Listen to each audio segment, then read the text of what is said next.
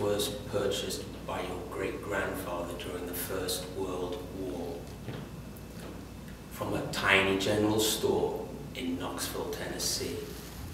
It was made by the first company to ever make wristwatches. You see, then, people just carried pocket watches around.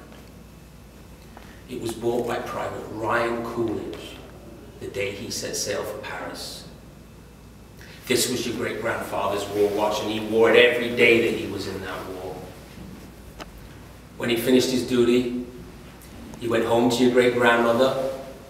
He put the watch in an old coffee can, and there it stayed. Until your grandfather, Dane Coolidge, was called upon by his country to go overseas and fight. Again with the Germans, only this time they called it World War II. So your great-grandfather gave this watch to your grandfather for good luck. Sadly, Dane's luck was not as good as his old man's. See, Dane was a Marine, and he was killed with all the other Marines in the Battle of Wake Island. Your granddad was facing death, and he knew it. None of those boys had any illusions about leaving that island alive.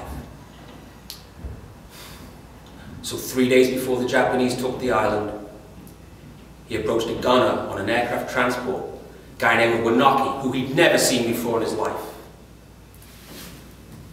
asking him to deliver to his infant son, who he'd never met in the flesh, his dad's gold watch.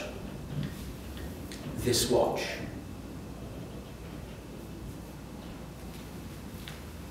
This watch was on your daddy's wrist when we were shot down together over Hanoi. We were captured and put in a Vietnamese prison camp. Now your dad knew if the gooks ever found the watch, they would confiscate it and they would take it away.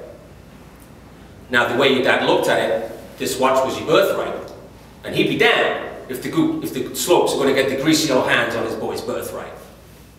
So he hid it. He hid it in the only place he knew he could hide something: his ass.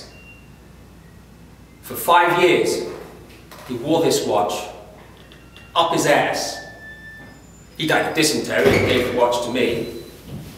And for 2 years, I had this uncomfortable hunk of metal in my ass. Then, after 7 years, I was allowed to come home to my family. And now, little man, I give the watch to you.